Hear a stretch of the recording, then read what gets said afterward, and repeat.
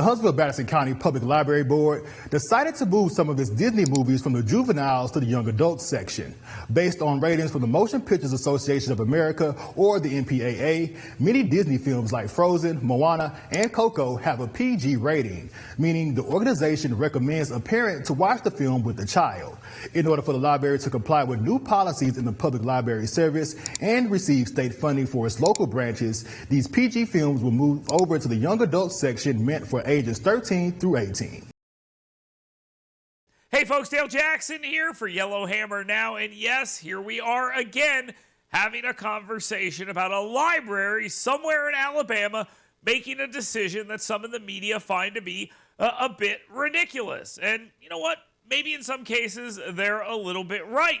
But this focus on Disney is happening for a reason, and there is a lesson here for the libraries. Not that I think they're going to learn it. Or so, and some of the stuff is not always children appropriate. So I think to protect the children, I think that's probably actually a really good move. Children under the age of 13 will still be able to rent Disney films if they have parental approval. They can also rent the G-rated movies still available for them in the juvenile section.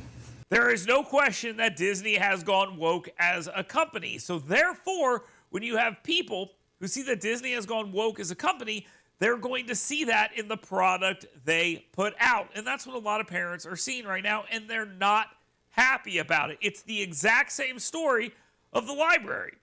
Are all libraries doing this? Absolutely not. You can walk into plenty of libraries across this country, and you're not going to have a gay book display in the middle of the children's section. Or are you going to have a lesson on racial strife in the middle of the children's section? But in enough places, it happened that people raised a stink about it. And when they raised a stink about it, librarians all over the country, usually with blue or pink hair, found their way to cameras to scream about how they need to have this stuff in the libraries, and they're the ones that get to make those decisions. Forgetting, of course, that they are not the ones that get to make those decisions. They are public employees, and therefore they are responsible in the end to the people that are responsible for those funds, and those individuals answer to voters. The loudest voters get heard. People vote with their dollars when they talk about Disney. People vote with their votes when they're talking about legislative issues and priorities of their city or their state or their county or their library. That's how it works. You don't get to tell people that they're wrong and they can't be heard because they have a voice as well. You push too far. This is what happened.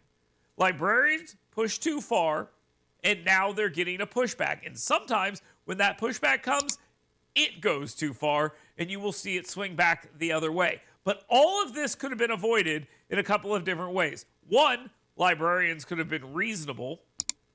Two, Disney could have been reasonable. Nope, that's it. Those are the ways this could have all been avoided, but that wasn't really what people wanted to do.